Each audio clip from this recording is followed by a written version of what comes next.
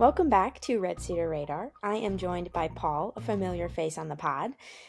We are going to be breaking down Michigan State's first two wins of the season and looking ahead to Youngstown State this weekend. Um, Paul, you were in the press box for the Western Michigan game, is that That's correct? correct. Yes. Yeah. And then I did watch the Boston College game, but I wasn't at the Boston College game, so I'm feeling a little FOMO about that, but it's okay. We will break down Boston College a little bit, talk about Aiden Child's performance, and then Paul is going to give us a synopsis on his most recent article that he put out in his series that he's doing for football season. So, without further ado, I think let's just jump right in. I just want to ask overall thoughts from you, Paul, on the first two wins for the Spartans this season.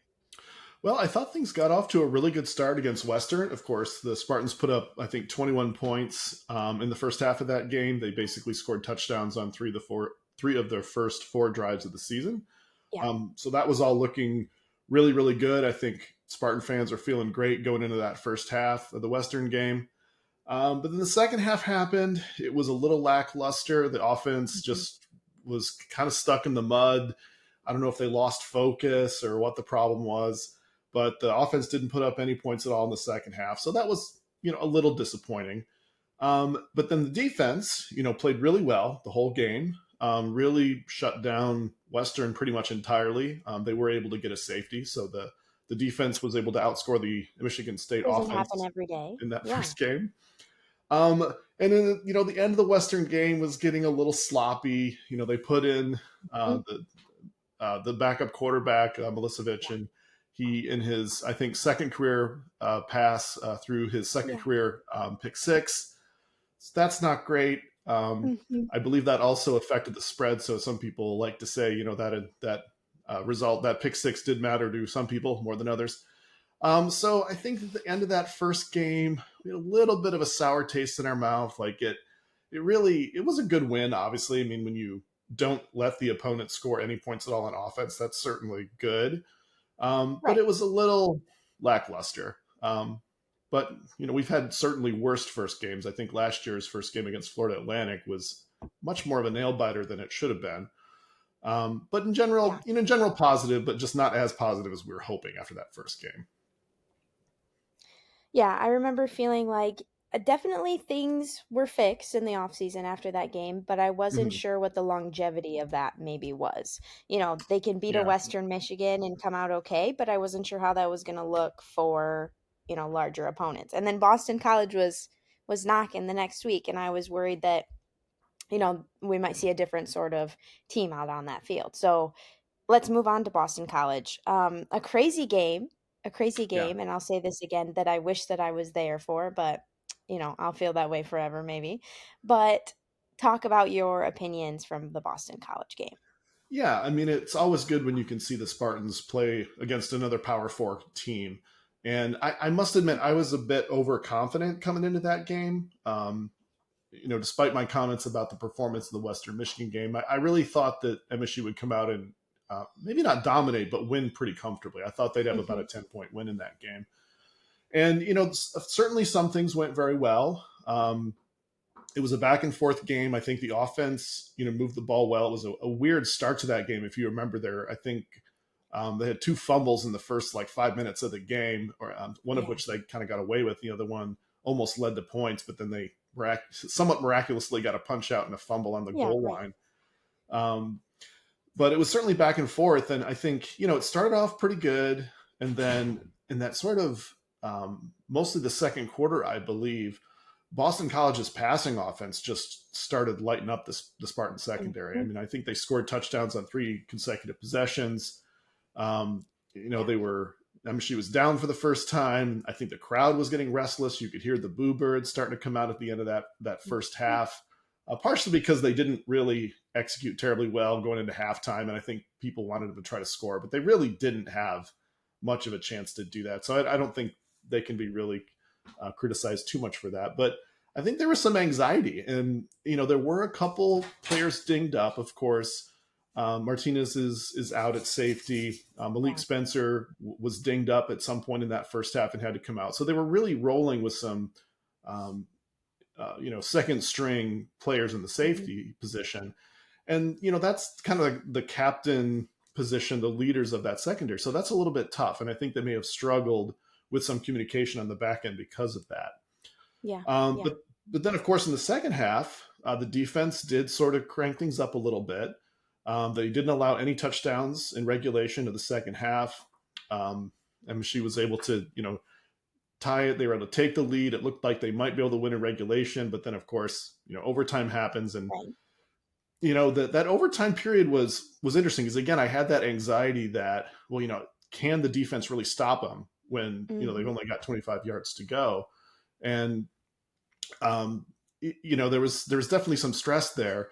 But when they got to that second overtime period and Boston College scored, and I was just thinking, well, if we can stop the 2-point conversion, then we have a chance to win without their offense taking the field again.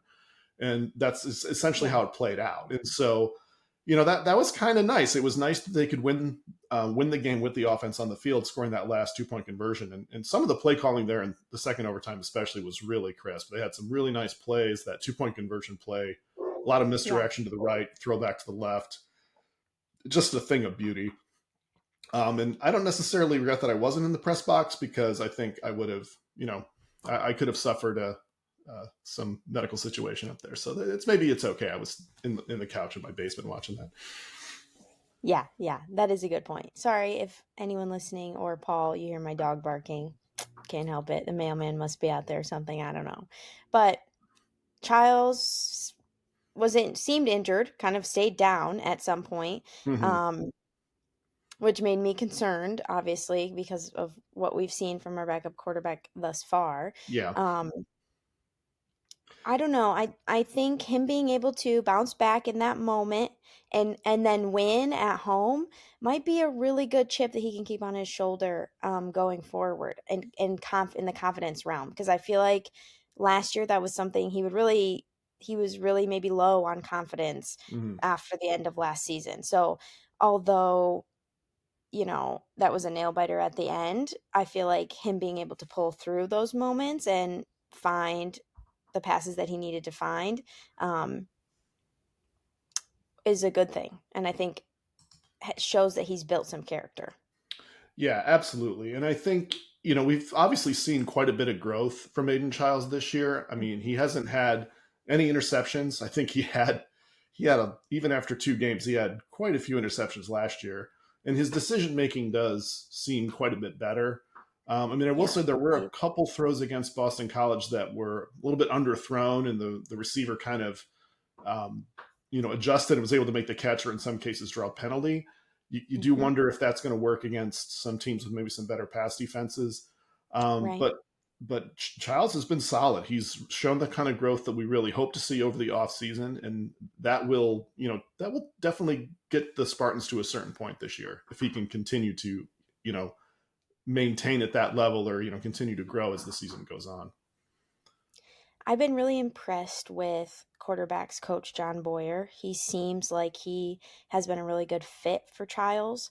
And some of his comments after the game, he just shared like those are situations that we practice. Like we had already thought that those are things that might come up. And so we specifically spent time learning how to react in those situations if you're going into overtime, double overtime, things like that. They had planned all those things out, and Childs being able to get individual attention from a coach like that in those situations, I think is really beneficial for him as someone who maybe struggled a bit last year.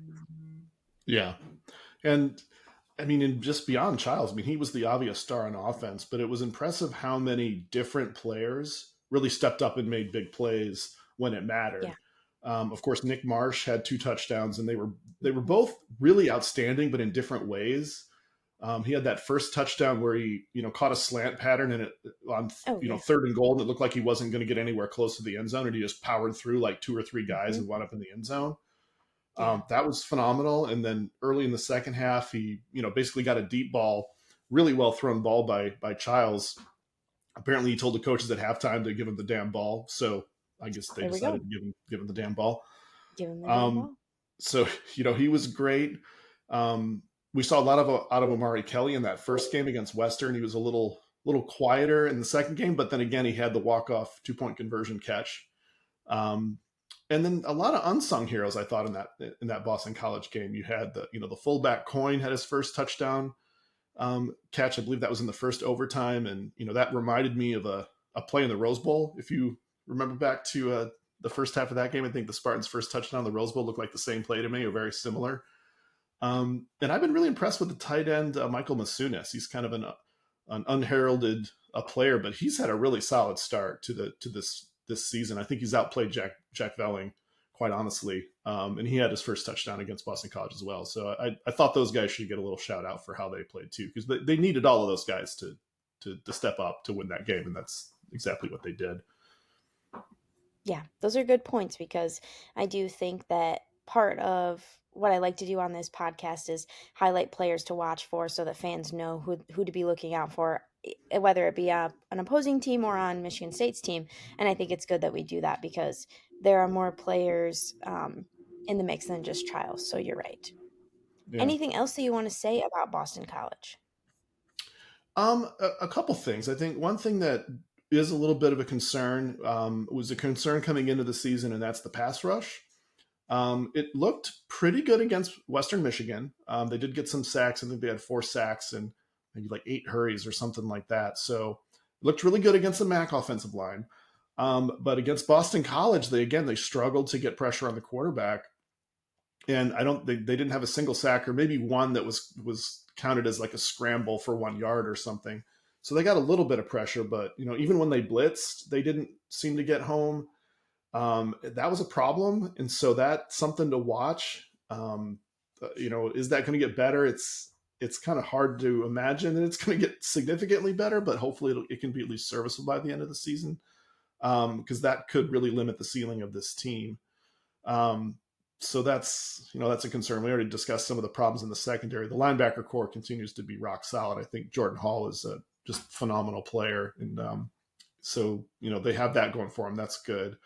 But I also wanted to shout out the special teams a little bit. I mean, we had, Ryan Eckley has been just outstanding so far this year. I mean, I was trying to count it up earlier today. I think he's had 9 total punts, and like the average starting position when he punts is the 10-yard line for the opponents. He's had like 4 kicks inside the 2-yard line. Only one has been fielded.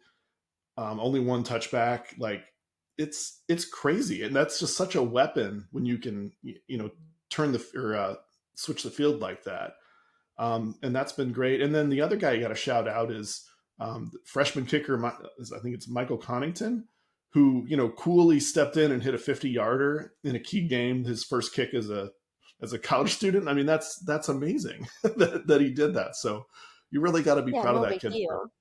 for Yeah. doing that. I mean, two key field goals, needed them both clearly. So Mhm. so that was really cool to see, because that was a big question mark coming into the season, and it's, at least so far, it's been answered very positively. So Yeah. you love to see that. I feel like coach speak is always like, oh, yeah, we have full confidence in all the guys. Of course, we have full confidence. Anyone can step up and fill a position. But it's nice to see, like, when guys like that do step up and fill a position, that they can come up in those key moments. And maybe the confidence that the coaches have in them are real. And it's not just them saying that in an interview.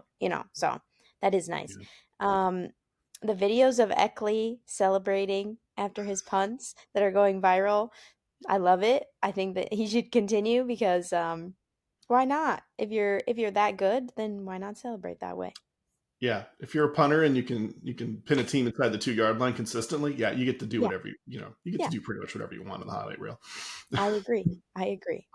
Within Okay, reason. Paul. So you recently wrote an article for Spartans Illustrated that is kind of an ongoing series that you're putting out. Maybe give a little synopsis of what the series is and kind of the basis of what you're writing, and then give us some points from the article because I thought it was really good. Oh, well, thank you, Sydney. Yeah, so I have kind of a series of, or it's sort of a companion series of articles that I write. One is sort of a recap of the previous week, and the other is kind of a preview. The preview I called "Bad Betting Advice," just because I thought that title was funny. But I do provide some, betting recommendations. But I also look at some of the statistics of, to give us some indications of where the team is going, and where they've been and where they might be going. And the companion piece to that I call "Against All Odds," which is a kind of a recap of the week that was. And so the most recent article the bad betting advice for week 3, um, I took a little bit of a closer look at MSU's opponent next week, which is, of course, the Youngstown State Penguins. And the interesting thing, when I first started looking at the numbers, you don't really necessarily take an FCS opponent that seriously. You see that FCS label and you're like, oh, okay, this team's not very good. It should be the easiest team on MSU's schedule. They should roll them pretty easily. And now I'm not saying that the Spartans are on upset alert. I think that this is still a game that they can and should win by double digits pretty easily. But if you look at the raw numbers that I'm seeing, Youngstown State is not significantly worse than Western Michigan.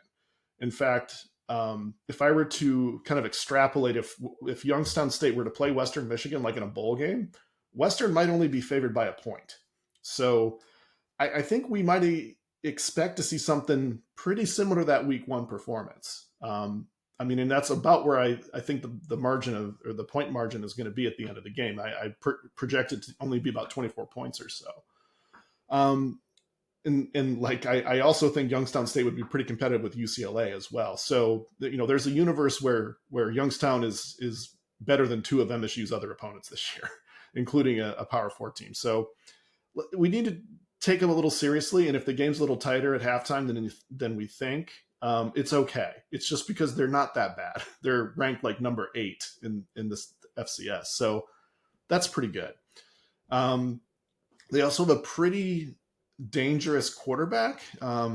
His name is Bo Brungard, and he's more of a running quarterback. He's already put up over 400 yards.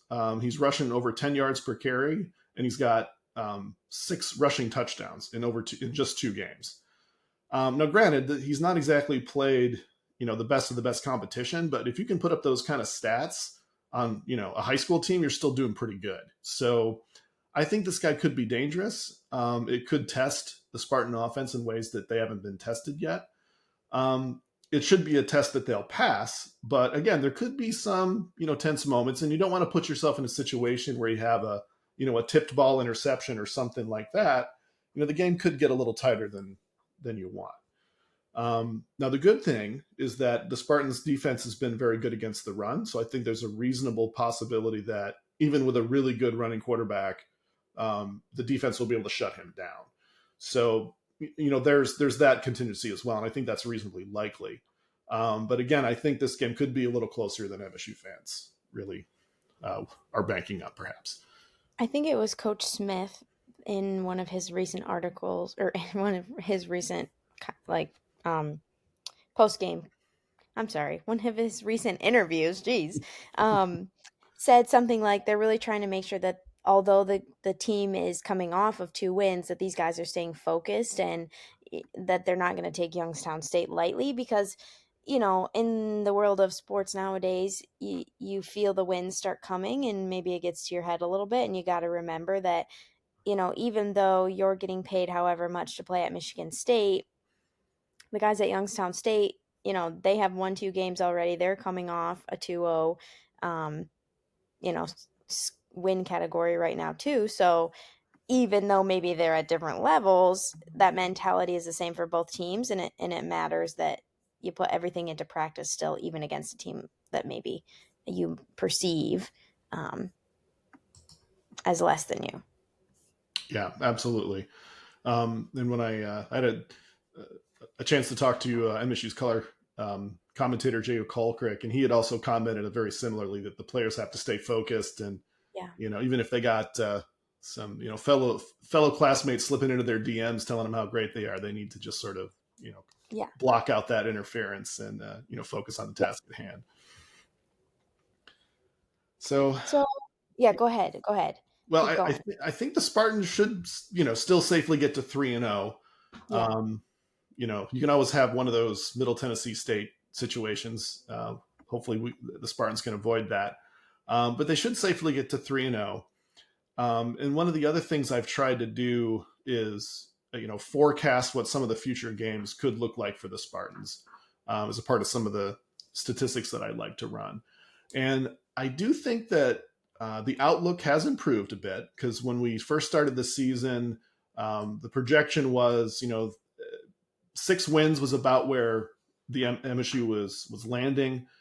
Maybe a little bit less than that. I think 5.5, and that was what the over under was from Vegas, was 5.5. And my math basically agreed with that completely based on MSU's overall schedule. Things have improved a bit. I think the Spartans, in my power ranking, they're up to 49, whereas they were, I think, in the mid 50s to start the season. And I'm now projecting about 6.5 wins is expected. And if I were to, calculate the odds of a bowl game, it's sitting a little over 70%. So in total, things looking a little bit brighter than they did at the beginning of the season. I think the schedule is still a little bit of an uphill climb, but there are a couple places where things may have gotten a little bit easier based on what we've seen out of some of the teams so far. So, once they clear Youngstown State, they will have those two really pretty tricky road games in a row. They go out to USC, and was recently announced as an 11 p.m. kickoff Eastern time. I will be there at the game. I'm gonna go hopefully as a photographer. Um, so I'll be drinking 6 energy drinks before that, so that I'm ready to go. Will you be falling asleep on your couch? You know, most likely yes. I have to decide how I'm going to sort of manage my time.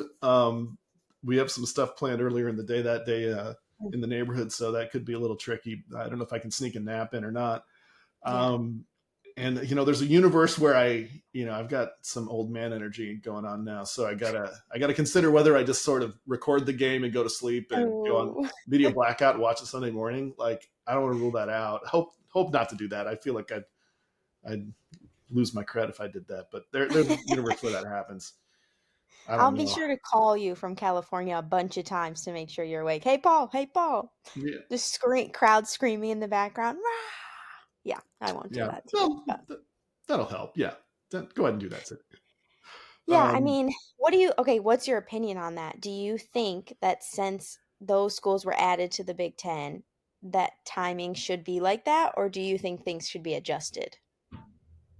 I don't like it. I mean, I Mhm. tend to be of the opinion that, body clock and jet lag has a slightly bigger impact on athletes than we'd like to think. I, but the stinker of it is I've actually tried to look at that using some of the statistical analysis, and I haven't seen honestly a lot of impact that I can really measure. So, I have to be honest that maybe, those that say it's not a big deal might be right. But it's still just deep down, I feel like that's a disadvantage for MSU to have to play go on the road and then play so late at night Eastern time. I mean, we Um, saw MSU basketball this past season kind yeah, of crap out, I guess, for lack of a better term, when they went out to USC and UCLA. And I went out for the USC game and I was asking some of the players, like, what is your guys' process for getting your bodies used to this time change and like getting yourself adjusted? And I can't remember which player I was talking to, but he kind of just said like, they just put us to bed earlier. We just go to bed and or we figure it out, right? yeah, But I would be curious to know, like you said, like I'm sure there's someone researching that somewhere at some university, like yeah, the true effects on like a person's body when something like that happens. But I'm hoping that they don't experience the same um, trip to California that Michigan State basketball did, but we will see. yeah. We'll see. And I don't have a real good read on the Trojans so far this season. I think they're about as good as expected, which is kind of a borderline top 25 team. Yeah, Um, but yeah, I don't have a great feel about that game. I have MSU is like a 9 point underdog. yeah, But that's still, it's still it wouldn't be unheard of for the Spartans to go get an upset there. And right. and then USC, in addition to the next opponent after that, they are kind of one of those teams that's a habitual choker. That Mm, they're always ranked high. They always seem to come in a little bit higher ranked than you think they should, and then they wind up disappointing. yeah, So yeah. we'll see. But then, yeah, after the Southern Cal game, the Spartans go out to Nebraska.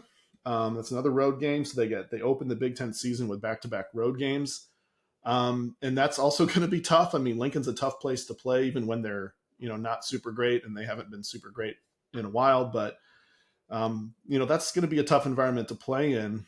And if the Spartans can get one win out of those two, I think fans should be pretty happy with that. That would be, they're going to be pretty solid underdogs in both of those games.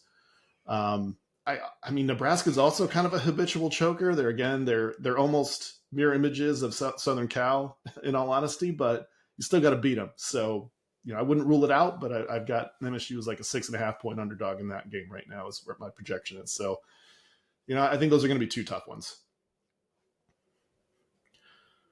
Have you ever Um, been to Nebraska for a game? I have not. No, I've been to Omaha a few times, but I've never been to the city of Lincoln, to my knowledge. I never So have I either. have I've not never done been the, either. the, the road game circuit much. Oh, yeah. You've got a lot Yeah. more experience with that than I have. Yeah, I don't know if anyone from Spartans Illustrated is going. That's usually Kevin's realm. He's usually the Nebraska guy. But He is. David and I have been talking about it, so potentially I'll be in Nebraska too, but I don't know if I can do back to back like that. It's a bit tough. We'll have That's to see. tough. Yeah, you got to worry about the body clock of the reporter as well. Definitely. Yeah, my body clock. Yeah, yeah. The, Yeah, the okay, articles are eighty continue. Sorry, percent I keep for derailing our 20% slow. conversation here. Quite all right. But then the good news is MSU returns the next week later to play UCLA, and the Bruins are really really struggling. They took a bad loss to Utah, or I mean Utah's not a bad team, but they got blown out by Utah in their own stadium the first week, and then they believe went to UNLV and got beat week 2. So yeah, UCLA's bad, I think is the conclusion. That should be the easiest game on the Big Ten schedule for the Spartans. It looks significantly easier than even it was projected as maybe a tight win at the preseason, and now it looks like a 2 touchdown win, unless something radically changes with the Bruins. Um, that should be a good win, and it'll also be interesting because I believe UCLA plays New Mexico this weekend. And just for the comparative analysis of how the Bruins look against the Lobos compared to how Michigan looked against them in week 1, that will be an interesting. There's a lot of kind of subtle, interesting storylines this week, even though there shouldn't be too many super competitive Big Ten games. But I've definitely got my eye on that just to kind of see, if New Mexico looks terrible or if they, are competitive with UCLA. That'll tell us a little bit of something. Yeah, that's interesting. I did not know that they played each other this weekend. So that is a good one. A good one to at Yeah, least check the score at the end, if not watch. yeah. Yeah. The other game that in the Big Ten this week that you might want to keep an eye on is Illinois is playing Western Michigan. So again, for those don't tell you everything, but certainly it's interesting to see how other Big Ten teams would play against other opponents for the Spartans. And so I'll have my eye on that. I think Illinois is favored by like 28 or something, which is one would expect, but still That be worth doesn't seem watching. like a trend that would happen. Oh, I'm sorry, I cut you off. Sorry, what were you saying? Oh no, you're good. Go ahead. Okay. That doesn't seem like, and maybe I just never paid attention. That doesn't seem like a trend that happens often, that all these Big Ten teams are swapping around kind of those early season opponents. Is that something that happens often? And I just have missed it and not paid attention? I feel like it is a little more unique, and we do see that this year for some reason. Like I believe the University of Ohio started the season playing Rutgers, and then this week it makes a little bit more sense. They go to Ohio State, so it's another MAC team playing two Big Ten teams in the preseason. That does feel a little unusual, and I'm not quite sure why that is, but again, I'll be curious to see how the Ohio Bobcats do against the Buckeyes. They'll be up for that game, I imagine. But don't give them Yeah, much of a yeah. chance. Kind But of fun. who Yeah, knows? yeah. So I Keep guess going. Well, what else do you have? well, circling back to maybe MSU's schedule, after the UCLA game, the Spartans should have at least 4 wins, maybe 5 if they can get one of those other tricky ones on the road. They do have a bye week, and then they have to go at Indiana. Um, Indiana looks about as good as I know. Indiana was a big question mark because are they as good as advertised? Was last year kind of a fluke? I think the first week they didn't look that great. They kind of scraped by in their first game, but then especially in the second half last week they really blew out. I believe it was Kennesaw State. So Illinois or Indiana looks like they could be tough. I've got us MSU as a 12-point underdog there. The only advantage is that Indiana, I believe, is going to be coming off a road game to Oregon the week before, and MSU is coming off a bye. So does that give a little bit of does that help? I don't know. But that one could be tough. I mean, but Indiana, again, Indiana's still Indiana. I don't know. I don't know how to feel about that one. Yeah, um, they exceeded my expectations last season. So, and I feel like with a team like that, you exceed expectations, then eyes turn to you, and you can get some recruits that kind of start to build something um, that's even more maybe of a threat for the Big Ten. So, I would be curious about yeah. that then as well. So then after that, the next game, of course, the big one, with the Michigan Wolverines coming to town. That game again, the weekend of Halloween, which I really like that timing of the game. Of course, for obvious reasons, the Michigan State Michigan game is never going to be the last game of the season, but having it right around Halloween, that just kind of feels right. Um, and the Wolverines have had a maybe a little bit rockier start to the season than they expected. They didn't necessarily want to admit it, but that first game against New Mexico didn't go super great for them. They didn't cover the spread by 18 points, which was one of the most glaring outliers in the first week. And then I did not expect them to do well at Oklahoma, and they did not. Actually, I don't think that game was as close as the 11-point margin might have indicated. So right now, actually, I think there's a chance MSU could be favored in that game, believe it or not, which is something we would have never said 2 weeks ago. But right now, my math says MSU is a half-point favorite against Michigan. So that'll be a storyline to watch. I think that's welcome news to Spartan fans, certainly. But I mean, you got a freshman quarterback and a young offensive line. Things are not going to go well, and so far they haven't. But I mean, their defense doesn't look good either. So I don't know who. Things can change. They got a lot of on paper talented players on that roster, but could we? I think the idea of the Spartans getting a win over the Wolverines this year it's not a fairy tale. That's definitely a possibility this year. Do you think that Child's development over this past off season, um, and him being more confident, and then Michigan bringing in a young quarterback like that, I think that that's an interesting matchup because maybe that's Mm-hmm. where Aiden Childs was at last year. Um, to see those two storylines playing out against each other will be interesting. Yeah, I absolutely. I started that as a question and I ended that as a statement. So I'm very sorry about that, but that was my thought. It's quite all right. I completely agree with that assessment, though. I mean, I think relying on a freshman quarterback, no matter how talented, is always a gamble, and it's usually a gamble that doesn't pan out because it's a tough position to play, and it's a one where experience is very valuable. And it's not surprising that he's struggling a little bit now. He's a talented kid, and maybe he'll by midseason be able to kind of figure it out. But the other new era that we're in NIL is you got a multi-million-dollar 18-year-old in the locker room that all of a sudden the team's not winning. That's a recipe for disaster. Yeah, they had Maybe a little bit of a tussle, right? there, Was it running yeah, back, wide receiver? I I, can't remember. I believe it was a running back. There was some Yeah, indication that there was a tussle on the sidelines. yeah, I don't know if we can read too much into that. I mean, in the heat of the moment, I let's mean, say. we've seen Yeah, MSU basketball players chirping at each other on the sideline, right, right. on the bench, and we don't worry about that too much. But Yeah. yeah, I mean, it's notable, and it's Hmm.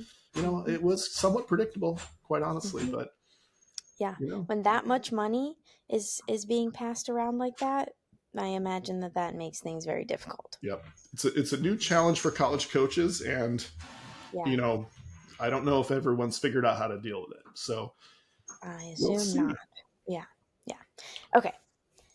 So then, Any? Yes, oh, keep going. so other games on the schedule, after the Wolverines, MSU goes to Minnesota. Um, Minnesota's looked okay. I think that's still a tough road game. It's still maybe winnable. Um, and then if I have the schedule right, well, I should say I have the Spartans about a 6-point underdog there. So it's one of the more winnable road games. And then MSU gets a bye again. And then the Penn State Nittany Lions come to town. And, on some by some measures, Penn State's still the favorite to win the Big Ten. I don't necessarily have them as the favorite right now. I think actually I've got Oregon as the team with the best odds. Oregon, Ohio State, Penn State. I think are your clear top three. Um, which one of those shakes out as being the winner, or which two will mean in the Big Ten title game is still to be determined. I think Penn State's looked okay so far. I mean, they're definitely talented, and I project them to be a 10-point favorite in Spartan Stadium. But I mean, James Franklin's still James Franklin, and that gives you enough reason to think that you got a chance. So, we'll see. The Yeah. jury's still out on them, but it could happen. Penn State has been knocking on that door for a few years now and have not been able to kind of get past that. Yeah, Um, yeah, it seems like it has to happen for them eventually, you would think, but I don't know, and that may just be their curse. I'm not sure. yeah. And then as I sort of make our way to the end of the schedule here, there's two games remaining. There's the game at Iowa, and then there's the pseudo neutral game at Ford Field against Maryland. Now, at the beginning of the season, the game at Iowa looked pretty tough, but Iowa's not exactly looked great to start the season. They had a lackluster win over a really, really bad FCS opponent in the first week. I think it was Albany. And then they lost to Iowa State, although they were pretty competitive in that game. But I'm not terrified by the Hawkeyes. I think that might be MSU's best chance to pick up a road win. And so even if the win tally is somehow still at 4 by the time we get to Iowa City, I think there's still a chance that MSU could win those last two games. But playing in Iowa City is always hard. Obviously, that's a tough venue. And then to finish off with Maryland at Ford Field. Maryland's, that game still looks like a toss-up right now. I think, Maryland, their preseason, they weren't supposed to be that great. They may have looked a little bit better than expected. I would be still pretty surprised if the Spartans really need that win. They don't get it. Maryland's a team that tends to fade. So, I think that's a game that MSU needs to get. That, even under the worst circumstance, should be win number 5. And I think it could be win 6, 7, or maybe more than that if some of these other road games wind up going better than expected. So What's yeah, your I think, opinion of them playing at Ford Field? Do you have any opinion on that? I'm a little more positive than some. I do think it stinks to take a home game off the schedule. But those games in late November, man, Spartan Stadium can get awful. If the weather's just if you've got a nice sort of late fall, early winter day and it's not sleeting, then those games can be fun, especially if you don't wait to kick off till 7 p.m. But it's going to be Thanksgiving weekend. I don't know how many students are going to be on campus anyway. And I did have a chance, I think 2 years ago, to go to the Ford Field game against Penn State.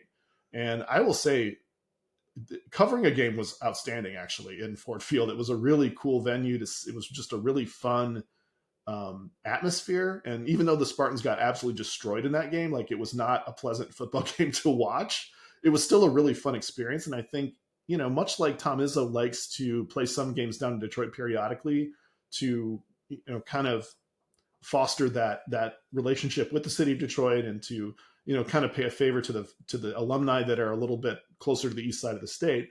I think that's good, but I can certainly see the people that are upset, especially the folks on the west side of the state that are season ticket holders. It's kind of a bad deal for them. So I don't know. I'm kind of on the fence. I tend to trend slightly positive for that game being in Ford Field, but I feel like I'm in the minority of that. I I don't know. I feel like if you've never sat in Spartan Stadium at the end of the season and had your fingers and toes freeze off, then you can't comment on this because I feel like sitting inside for that last game is much more enjoyable. But maybe that makes me a baby. Maybe that makes me a wimp. I don't know. But I like to keep my fingers and toes. So I'll sit inside Ford Field for that game. Yeah. That's my opinion. Yeah, I remember there being a Maryland game maybe 5, 6 years ago where it was like sleeting in like mid-November, and Yeah. that was terrible. It was Yeah. terrible to be outside. So Every time David or Ryan put out the list of like, okay, what games do you guys want to cover in the press box? I always scroll down to that last game of the season and I choose that one so I can tell my family, oh, sorry, can't sit with you out in my snowsuit. Have to be in the press box. And again, maybe that makes me a wimp, but maybe I'm a smart wimp. I I don't know. think you're a strategic thinker, Sydney. That's how I would Yeah. categorize that. Okay. We're about at our time here, Paul, but I want to let you know that his article will be linked in the description of the video and this episode, so definitely check it out and definitely follow along with his series for the rest of the football season because it really gives a deep dive into things to watch for, you know recaps of the game and what it means for the future, in addition, like not just for the Spartans but for all of the Big Ten teams and a lot of maybe some other non-Big Ten teams, Yep. as we get closer and closer to the end of that season. Anything else that you want to say about your series as a whole? No, I think as you mentioned, I do, cover some of college football beyond just Michigan State. I Hmm. take a look at the Big Ten, and I run numbers. I mean, if you run number for one team, you got to run numbers for all 136. So, Yeah, I can tell right. you the odds that Liberty is going to make a bowl game if you want to know. So, Okay. Okay. um, He charges for that service. So if you reach out to him, he'll send you his Venmo first and then there you he'll tell go. you. Sorry about the no episode last week for anyone that missed it. I did have a guest lined up, but our schedules ended up not aligning, and I just am not good at talking to a camera by myself. So there was no episode last week. I did attempt to film one, but I felt silly. So I'll work on that, and maybe if that happens again, you'll see me by myself. But going forward, I hope to have a guest every week. Thanks so much for joining, Paul. This was great. And I feel like talking through all of MSU's schedule gives a good opinion of maybe where they sit right now. And maybe we can do this conversation again um, later in the season to see what the numbers look like then. Again, my dog is barking during the middle of this outro. Can you hear it, Paul? I can a little bit. I didn't Okay. before, but yeah. Okay. Yeah. Well, we'll wrap it up then. Thanks so much for listening and find Red Cedar Radar wherever you listen to podcasts. Subscribe to Spartans Illustrated. We have recently moved from our spot on On3 onto Lockerverse. So lots of new things happening over at Spartans Illustrated that you should definitely check out. There's been a lot of blood, sweat, and tears put into building this new site There and has. finding us a new home. So definitely check it out. And if you have any questions about the new site, reach out to me on any of my socials. I'm sure Paul would answer Yep. questions too. So we would be very happy to help you out if you are curious. Again, thanks so much for listening, and I will see you next week. Yep. Bye. Bye.